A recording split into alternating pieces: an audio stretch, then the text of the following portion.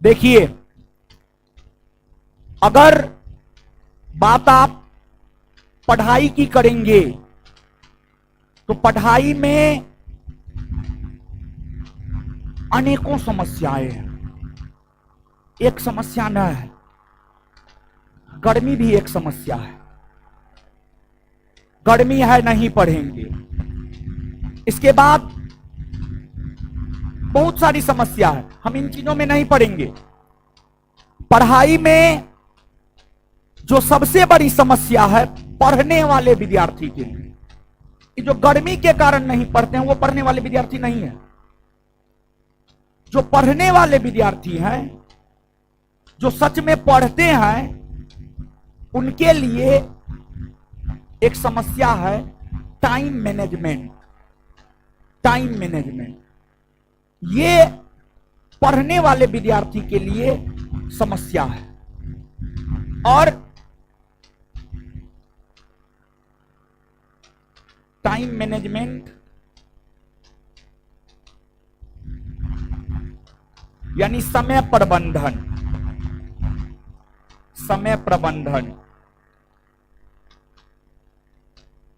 देखिए होता क्या है कि जैसे हम कोई एक सब्जेक्ट पढ़ रहे हैं, दूसरा छूट जा रहा है, दूसरा पढ़ रहे हैं तो तीसरा छूट जा रहा है, और तीसरा पढ़ रहे हैं तो चौथा छूट जा रहा है। तो ऐसा होता है। और ये समस्या कोई आपकी समस्या नहीं है, ये समस्या अधिकतर छात्रों की समस्या है। तो जो छात्र हमारे पास पढ़ते हैं, जो छात्र हमारे पास पढ़ते हैं, हम उसको देकर के सोचे। देखिए, टाइम मैनेजमेंट कैसे किया जाए, कैसे किया जाए, इसके लिए कुछ टिप्स हम आपको दे रहे हैं।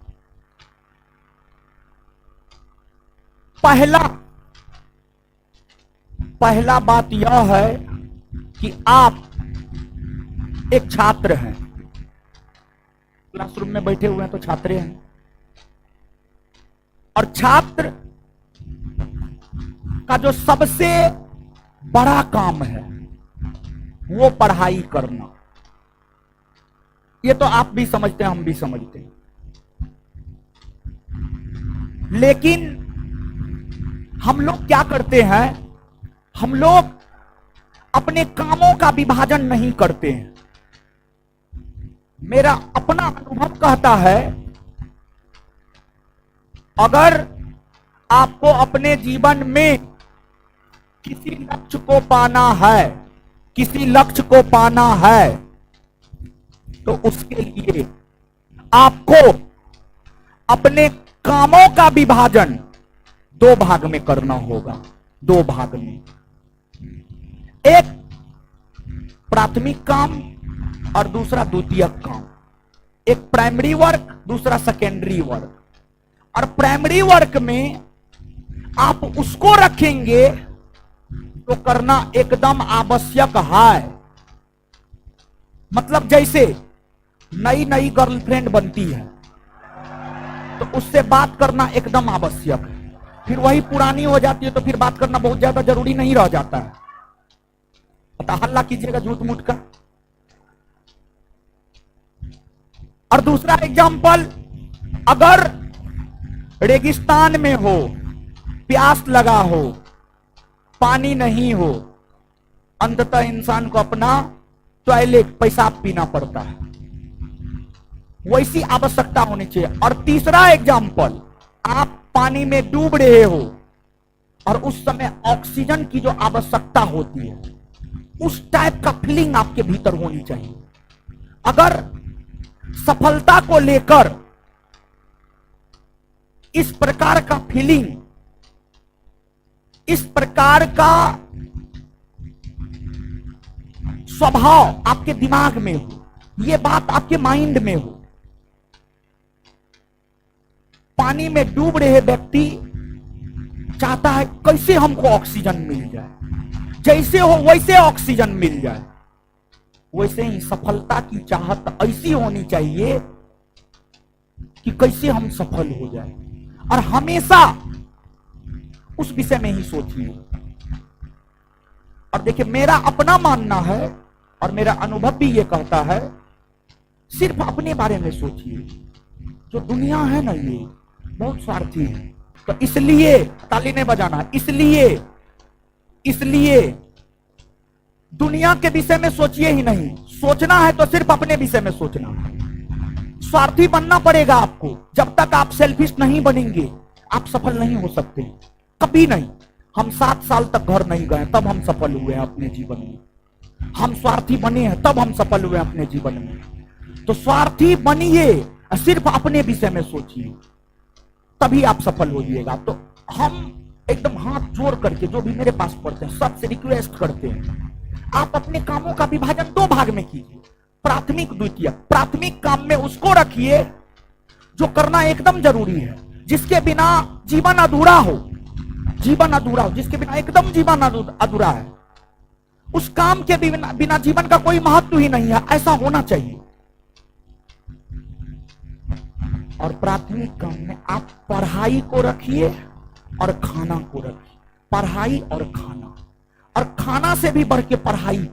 प्राथमिक काम में आप पढ़ाई, खाना, क्लास, इसको रखिए। अब बात बाकी जो भी है सबको द्वितीयक काम में रख दीजिए। अगर आपको टाइम मैनेजमेंट करना है तो अपने कामों का विभाजन 2 भागों में, प्राथमिक जिसको करना नेसेसरी है, जिसके बिना हम जी नहीं सकते, ऐसा होना चाहिए प्राथमिक काम में उसको, और द्वितीय काम में जो भी है उसको रख दीजिए अपना। पहला टिप्स मेरा ये है टाइम मैनेजमेंट को लेकर। दूसरा, टाइम मैनेजमेंट को लेकर जो मेरा मानना है कि कुछ विद्यार्थी हाही प्रकृति के होते हैं। हाही मतलब एक थाली खाना आगे में है, लेकिन उसको लग रहा है कि इससे पेट भरेगा कि नहीं भरेगा। वो खाना नहीं खा रहा है, लेकिन उसको लग रहा है इससे पेट भरेगा कि नहीं भरेगा। 4 थाली और उसको सामने में चाहिए, तब वो खाएगा। तो ऐसा नहीं होना चाहिए। और ये होना अच्छी बात भी है और ये होना गलत बात भी है। अगर आप टाइम मैनेजमेंट करना चाहते हैं तो हाही प्रकृति का मत बनिए। हाही प्रकृति का मत बनिए। हम समझाना चाहते हैं, हम ये समझाना चाह रहे हैं,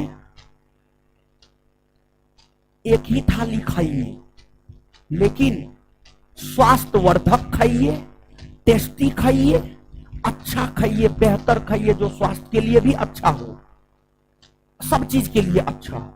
मतलब कम खाना है लेकिन टेस्टी खाना है। मतलब सिलेक्टेड बुक पढ़ना। ये जो एग्जाम्पल दे रहे हैं, मतलब सिलेक्टेड बुक पढ़ना है, ज्यादा बुक नहीं पढ़ना है। जैसे आप लोग लुसेंटो पढ़ते हैं, क्रोनो पढ़ते हैं ना, ये गलती करते हैं। दोनों में से कोई एक पढ़िए और बार बार उसी को पढ़िए, बार बार उसी को पढ़िए। तो हम ये बोलना चाह रहे हैं। दूसरा, अगर आप टाइम मैनेजमेंट करना चाहते हैं, बुक सेलेक्ट कीजिए, अपना टारगेट फिक्स कीजिए कि हमको दरोगा बनना है। दरोगा बनना है तो बुक सेलेक्ट कर लीजिए कि ये बुक हमको पढ़ना है, और जितना बार भी पढ़ना है सिर्फ वही बुक पढ़े। भले उससे बेहतर बुक भी मार्केट में आ जाए, नहीं पढ़ना। तो टाइम मैनेजमेंट अगर करना है तो दूसरा चीज, आपको अपने सोर्स को, अपने स्रोत को लिमिट करना होगा।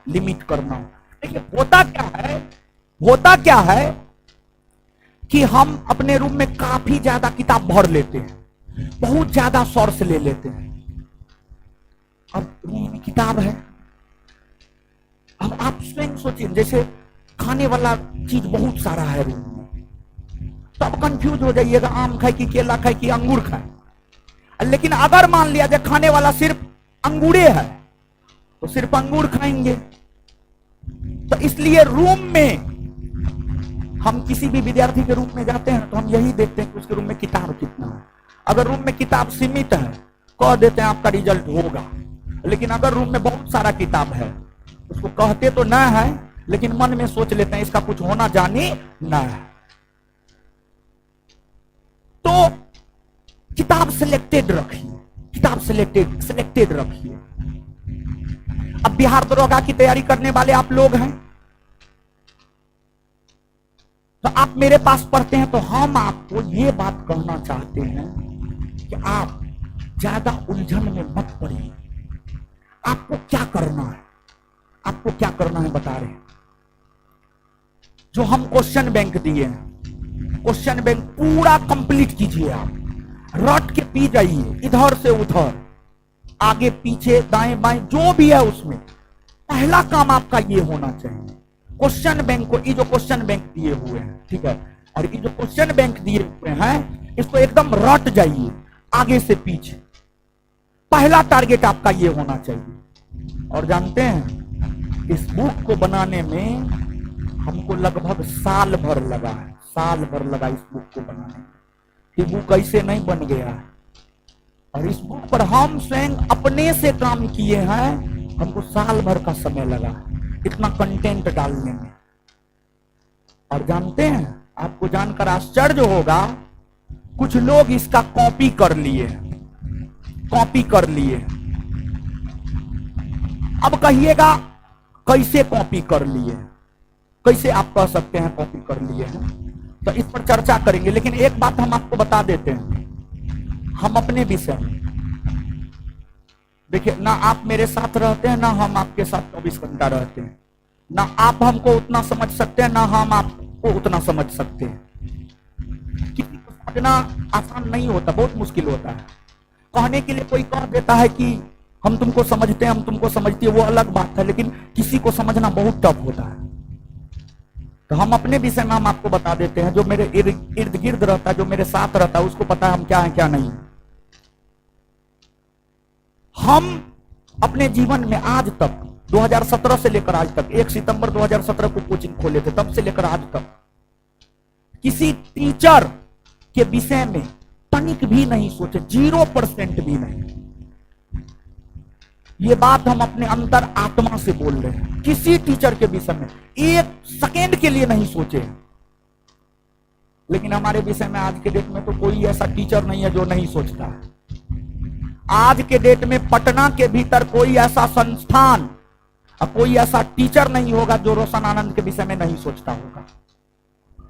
अब देखिए, 5 साल में, ये 6ठा साल चल रहा है, 5 साल में आखिरकार इतना ज्यादा कामयाब कैसे हो गए, तो उसके पीछे रीजन है। हम स्वयं बिहार पुलिस परीक्षा 2 बार क्वालिफाई किए हैं, बिहार दरोगा 4 बार क्वालिफाई किए हैं, बीपीएससी 1 बार क्वालिफाई किए हैं, इतना परीक्षा क्वालिफाई किए हैं। तो हमको रास्ता पता है कि क्या करना है क्या नहीं करना है। और विद्यार्थी को रिजल्ट चाहिए, विद्यार्थी को रिजल्ट चाहिए, रिजल्ट। जहां विद्यार्थी को रिजल्ट होगा विद्यार्थी जाएगा। और आज जो हर टीचर हमारे विषय में, हमारे संस्थान के विषय में, आप जिस संस्थान में बैठे हुए हैं, आपके अपने संस्थान के विषय में सोचता है या बात करता है, तो वो सिर्फ रिजल्ट की बदौलत करता है और कोई बात नहीं है। और हम आपको बताते हैं, आप मानिए इस बात को, हम आज तक किसी के विषय, किसी भी टीचर के विषय में नहीं सोचे। तो हम यहां से यह संदेश देना चाहते हैं, अगर आपको सफल होना है तो आपको सिर्फ अपने विषय में सोचना है, अपने कामों के विषय में सोचना, दूसरा कुछ नहीं सोचना है। और इस बुक का कॉपी हो गया है, खैर ओरिजिनल ओरिजिनल होता है। अब कहिएगा, हम बोलना नहीं चाह रहे थे, लेकिन कुछ लोग मेरे विषय में ये बात बोले कि अगल बगल वाला जलता है, समझ गए? आगे हल्ला नहीं, हल्ला नहीं, हल्ला नहीं, समझिए। अब कहिएगा, कैसे कह सकते हैं इस बुक का कॉपी हो गया है, कैसे कह सकते हैं इस बुक का कॉपी हो गया? हम बताने के लिए बहुत कुछ बता सकते हैं, लेकिन सिर्फ एक बात बताना चाहते हैं, सिर्फ एक बात। देखिए, ये जो मेरा बुक है जिसको हम तैयार किए हैं, इसमें जानते हैं पाई चार्ट है। 2 बात बताएंगे। एक बात, ये पाई चार्ट है, इसमें लिखा हुआ किस सेक्शन से कितना पूछा है। और हम इतिहास पर ज्यादा जोर इसलिए देते हैं क्योंकि इतिहास से बिहार दरोगा में ज्यादा प्रश्न पूछा जाता है, और हम प्रयास करते हैं हर बैच में पहले इतिहास से पढ़े, क्योंकि इतिहास का बड़ा सिलेबस है। इतिहास खत्म हो जाएगा तो बाद बाकी ज्योग्राफी और पॉलिटी में बहुत ज्यादा टेंशन ना है, छोटा है इतिहास की तुलना में। तो इसलिए पाई चार्ट हम इतिहास से करना शुरू किए। इस पाई चार्ट से भी आप पता लगा सकते हैं कि बुक का कॉपी हो गया है। दूसरी बात, सबसे बेहतर, हम आपको एक चीज दिखाते हैं। देखिए कॉपी हुआ है, कॉपी हुआ है, टंके की चोट पे हम कह सकते हैं कॉपी हुआ है। देखिए मेरा जो ये बुक है, इस बुक में टोटल 18 सेट, 18 सेट मतलब 1800 क्वेश्चन। और जो लोग मेरा कॉपी किया है उसके बुक में टोटल 19 सेट, तो क्वेश्चन कितना होना चाहिए? 1900। कितना होना चाहिए? 1900। 1900 होना चाहिए। और हमारे बुक में 18 सेट, तो हमारे बुक में क्वेश्चन कितना होना चाहिए? 1800। 1800 बात समझ रहे हैं? 19 सेट है, और एक सेट बिहार दरोगा में, एक सेट में कितना क्वेश्चन? क्वेश्चन बैंक में बिहार दरोगा 100 क्वेश्चन पूछता है। 19 सेट का मतलब कितना क्वेश्चन? 1900। कितना? 1900। और इसमें 18 सेट है, 18 सेट का मतलब कितना क्वेश्चन? 1800। ये पाई चार्ट आप जोड़ लीजिए, यहां पर दिया हुआ है, ये मेरे बुक का पाई चार्ट। मैथ 5% पूछा है, 93 क्वेश्चन। रीजनिंग 3% पूछा है, 55 क्वेश्चन। आर्ट एंड कल्चर 1% पूछा है, 14 क्वेश्चन। सोशियोलॉजी 1% पूछा है, 18 क्वेश्चन। हिस्ट्री 17% पूछा है, 295 क्वेश्चन। ज्योग्राफी 13% पूछा है, 235 क्वेश्चन। पॉलिटी 11% पूछा है, 199 क्वेश्चन। इकोनॉमिक्स 4% पूछा है, 74 क्वेश्चन। साइंस 19% पूछा है, 343 क्वेश्चन। 343 क्वेश्चन। इन्वायरमेंट 2% पूछा है, 42 क्वेश्चन। कंप्यूटर 1% पूछा है, 17 क्वेश्चन। मिसलेनियस 8% पूछा है, 143 क्वेश्चन। करंट अफेयर 15% पूछा है, 272 क्वेश्चन। 272 क्वेश्चन। और कुछ छूटा है? देख लीजिए, 1 2 3 4 5 6 7 8 9 10 11 12 13 हुआ। 1 2 3 4 5 6 7 8 9 10 11 12 13। ठीक है, इसको जोड़िए, जोड़िए, इसको जोड़िए। कितना होता है? 1800 होता है। 1800 हो जाएगा, आप जोड़ लीजिएगा, 1800 हो जाएगा। और अगर 19 सेट है तो कितना क्वेश्चन होना चाहिए बताइए? 1900। दूसरी बात, यहां पर परसेंटेज अगर 1900 क्वेश्चन होगा तो यहां पर जो 5% मैथ है, मैथ का क्वेश्चन कुछ बढ़ना चाहिए, परसेंटेज कुछ बढ़ना चाहिए। लालू यादव एक बार संसद भवन में बोले थे, क्या बोले थे लालू यादव? कि सरकार को नकल करने का अनुमति देना चाहिए, क्योंकि नकल करने के लिए भी अकल चाहिए। तो जब कॉपी कर रहा था तो अपना अकल नहीं लगाया। उस किताब का आप पाई चार्ट जाकर के देख लीजिएगा, 1800 ही क्वेश्चन है, जबकि ऊपर में लिखा हुआ है 19 हल प्रश्न पत्र, मतलब 1900 क्वेश्चन होना चाहिए। लेकिन उस किताब के पाई चार्ट को जाकर के आप देख लीजिएगा, 1800 क्वेश्चन ही है। तो पहला और सबसे बेहतर स्रोत यही है, पहला और सबसे बेहतर प्रमाणिक स्रोत यही है कि बुक मेरा पूरा का पूरा कॉपी कर लिया है, मेरे ही मैटर को आगे पीछे दाएं बाएं इधर उधर कर दिया है। खैर ओरिजिनल इससे रोशन आनंद को कोई फर्क पड़ने वाला नहीं। ये मेरा बुक लाखों की संख्या में बिक चुका है, लाखों की संख्या में बिक चुका है, समझ गए? तो आप जिस रोशन आनंद के पास पढ़ते हैं ना, वो अपने आप में सबसे बड़ा ब्रांड है। उस ब्रांड का कॉपी बड़ा बड़ा ब्रांड करता है। तो इसलिए आप जहां हैं बहुत अच्छा जगह पे हैं, बस जितना कहते हैं उतना कीजिए।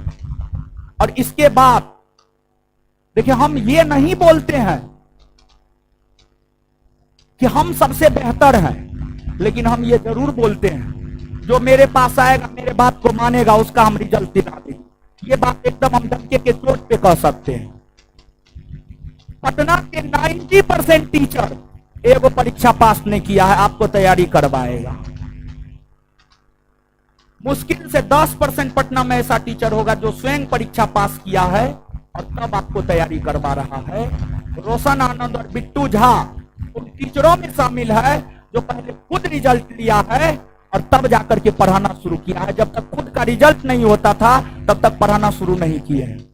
2017 तक, 2014 से 2017 कोई ऐसा परीक्षा नहीं होगा जिसमें बैठे और रिजल्ट ना हो। बहुत सारा परीक्षा में बैठे हैं, हर परीक्षा में रिजल्ट हुआ है। तो हर गुण मालूम है और अभी भी परीक्षा देते हैं। परीक्षा इसलिए देते हैं ताकि अनुभव मिल सके, समझिए आगे। और जहां तक जलने का सवाल है तो रोशन आनंद बोल ही दिया, जलने का कोई सवाल पैदा नहीं होता है। और जो आपको प्रैक्टिस सेट आ रहा है, बिहार दरोगा नोटिफिकेशन आने के साथ प्रैक्टिस सेट आएगा। हमारे प्रैक्टिस सेट का कोई तोड़ नहीं निकाल सकता है कि हम ऑन रिकॉर्ड बोल रहे हैं, क्योंकि उस तरीका से हम प्रैक्टिस सेट पे मेहनत कर रहे हैं, काम कर रहे हैं। हमको पता है कि हम क्या है क्या नहीं है, कैसे करते हैं कैसे नहीं करते हैं, समझ गए। तो ये चीज है। तो अब यहां पर मूल प्रश्न था टाइम मैनेजमेंट। टाइम मैनेजमेंट में दो चीज हम आपको बताए। एक चीज बताए अपने कामों को दो भाग में बांट लीजिए, और दूसरा चीज बताए लिमिटेड सोर्स। लिमिटेड सोर्स, ये दो चीज आप अपना करके देखिए। अब कहिएगा कि सर आप ही तो पूर्वावलोकन भी करवाते हैं, क्लासों नोट करवाते हैं, ये वो करवाते हो करवाते हैं, तो अब हम भी चीजों को सीमित करने जा रहे हैं, चीजों को सीमित करने जा रहे हैं, चीजों को प्रिसाइज करने जा रहे हैं, संक्षेपित करने जा रहे हैं। और देखिए हमको ऐसा लगता है कि जितना अभी टाइम है, मैंने कि अभी टाइम है, जितना ज्यादा चीज को देख ले, लेकिन जो है अब चीजों को संक्षेपित करने जा रहे हैं हम। और ऐसा कुछ करेंगे कि उतना ही करके स्मार्ट स्टडी के तहत कम पढ़ के रिजल्ट हो जाए। इस बात के ऊपर हम गहन चिंतन मंथन कर रहे हैं, और ये बात तीनों दरोगा बैच में हम बताएंगे आपको। और आपके लिए हम ये कहना चाहते हैं कि आप क्या कीजिए, आप अभी क्या कीजिए, आपका टारगेट क्या होना चाहिए। जो आपको संस्थान नोट देता है, हम पूर्वावलोकन में होमवर्क देते हैं, आप नहीं कीजिए, कोई दिक्कत नहीं है, नहीं कीजिए, कोई दिक्कत नहीं है। लेकिन क्लास में जो बताते हैं, जो संस्थान का नोट है, क्लास में जो बताते हैं, जो संस्थान का नोट है, उसको एकदम पढ़िए, उसको रट जाइए। पहली बात ये कीजिए, पहला काम आप ये कीजिए, संस्थान का जो भी नोट है उसको एकदम रट जाइए। और दूसरा काम, ये जो क्वेश्चन बैंक है जो हम लिख के दिए हैं आपको, इस क्वेश्चन बैंक को आप रट जाइए, आप टारगेट बनाइए और रूम में इतना ही चीज रखिए आप फिलहाल। जब इतना हो जाएगा ना, तब आप हमको कहिएगा। बहुत विद्यार्थी कहता है सर लुसेंटो पढ़े। अरे लुसेंट पढ़ने का कोई जरूरत नहीं है महाराज, पढ़ना है पढ़ लीजिए, लेकिन हम ये नहीं कहते नहीं पढ़िए। आप नहीं भी पढ़िएगा लुसेंट, तब पर भी आपका काम चल जाएगा, नोट में उतना दिया हुआ है। विद्यार्थी क्या करता है, लुसेंटो इधरो ना, इधर का रहता ना उधर का। तो हम आपको नोट के विषय में बता देते। राते में वो लड़का मैसेज किया है, क्या मैसेज किया है दिखाते हैं।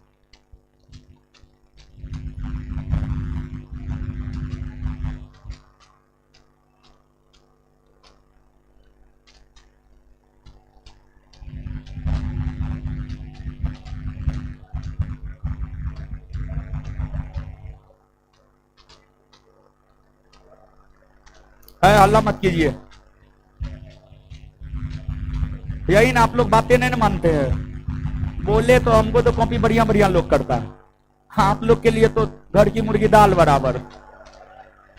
चिंता मत कीजिए, जब फेल कीजिएगा ना तब याद आएंगे हम, याद तो हम ही आएंगे।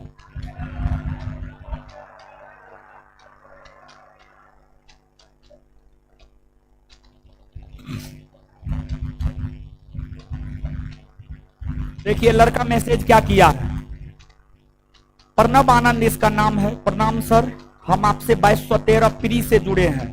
फिजिकल में हॉस्टल से जुड़े थे लेकिन असफल रहे, यानी फिजिकल उसका नहीं हो पाया। यानी 2213 में जुड़ा था प्रीलिम्स से, प्रीलिम्स निकाला, मेंस निकाला, फिजिकल में असफल हो गया। उसमें तो हम कुछ नहीं कर सकते, असफल रहे। अभी 10 से 12 बैच से जुड़ा हूं, अभी 10 से 12 बैच से जुड़ा है एसआई। आपसे अनुरोध है कि सर होमवर्क आप अपने नोट से ही दे सर, इसका कोई जोर नहीं है। समझिएगा, आगे लिखा है इसका कोई जोर नहीं है। ये मैसेज आप देख सकते हैं, पढ़ सकते हैं। ये लड़की पढ़ लीजिए, पढ़ लिए है ना। तो नोट का कोई जोर नहीं है, समझे। तो इसलिए नोट पढ़िए, दबा के पढ़िए, और क्या बोले, और कुछ नहीं बोलेंगे। तो है अल्लाह ने है, मारेंगे मुंह तोड़ देंगे। चलिए इसके बाद आगे सुनिए। आगे आपको अगला काम क्या करना है। 2 बात बता दिए थे, तीसरी बात पे आ रहे हैं। तीसरा चीज, आप जो है एक बार में मैक्सिमम 3 और मिनिमम 2 सब्जेक्ट लेकर चलिए। एक बार में मैक्सिमम 3 और मिनिमम 2 सब्जेक्ट लेकर चलिए। आप एक साइंस पेपर, एक आर्ट पेपर लेकर अवश्य चले, और अगर आपसे पॉसिबल हो पाता है तो एक करें। एक बार में 3 पेपर लेकर चले और उस 3 पेपर को खत्म कर दे आप एक बार। इस बात को समझिएगा, खत्म कर दे। जैसे हिस्ट्री और बायोलॉजी लेकर चले, हिस्ट्री और बायोलॉजी खत्म हो गया, चाहे 1 महीना लगे, 1.5 महीना लगे, 2 महीना लगे, खत्म कर देना है, पहली बात। फिर दूसरा 2 सब्जेक्ट उठाना है। पॉलिटी उठा लिए, केमिस्ट्री उठा लिए, फिर इसको लगातार पढ़ना है। फिर ज्योग्राफी और फिजिक्स उठा लिए, ऐसे करके सब्जेक्ट को कंप्लीट करना है। और देखिए एक चीज और, अब इसमें अब हिस्ट्री और बायोलॉजी पहले पढ़ लिए, फिर केमिस्ट्री और पॉलिटी पढ़े, फिर ज्योग्राफी और फिजिक्स पढ़े। तो जो पहले हिस्ट्री और बायोलॉजी पढ़े वो तो भूलने लगिएगा। इसके लिए क्या करना है, सप्ताह में 7 दिन होता है, 7 दिन होता है। 7 दिन में 5 दिन आप नया चीज पढ़ें, 2 दिन आप रिवीजन करें। मतलब बायोलॉजी और हिस्ट्री उठाए, 5 दिन पढ़े, 2 दिन रिवीजन किए, फिर 5 दिन पढ़े, 2 दिन रिवीजन किए, फिर 5 दिन पढ़े, 2 दिन रिवीजन किए। तो इसमें होगा क्या, पढ़ने के क्रम में ही कई बार रिवीजन हो जाएगा। फिर जैसे ये 2 सब्जेक्ट खत्म हुआ, अगला 2 सब्जेक्ट शुरू किए, तो अगला 2 सब्जेक्ट को भी पढ़ना है, और पीछे के चीजों का भी सैटरडे संडे को रिवीजन करना है। पीछे के सब्जेक्ट का भी सैटरडे संडे को रिवीजन करना है। मतलब पढ़ना कम है, रिवीजन ज्यादा करना है, रिवीजन ज्यादा करना है। आपकी सफलता में रिवीजन का बहुत अहम रोल होता है। आप इस बात को नहीं समझिएगा, लेकिन हम आपको अभी लिख के दे देते हैं। परीक्षा हॉल में बैठिएगा ना, जो क्वेश्चन पढ़े हुए रहिएगा, रिवीजन करके नहीं जाइएगा, नहीं बनेगा, याद आएगा। काश रिवीजन कर लिए रहते, तो आपके रिजल्ट में पढ़ने से ज्यादा अहम रोल होता है रिवीजन का। तो इस तरीका से आप चीजों को करें। ये बात समझ में आया है कुछ? ये थोड़ा सा टेक्निकल है, लेकिन इसको समझना पड़ेगा। और माह के अंतिम 2-3 दिन नया कुछ नहीं पढ़ना, सिर्फ रिवीजन करना।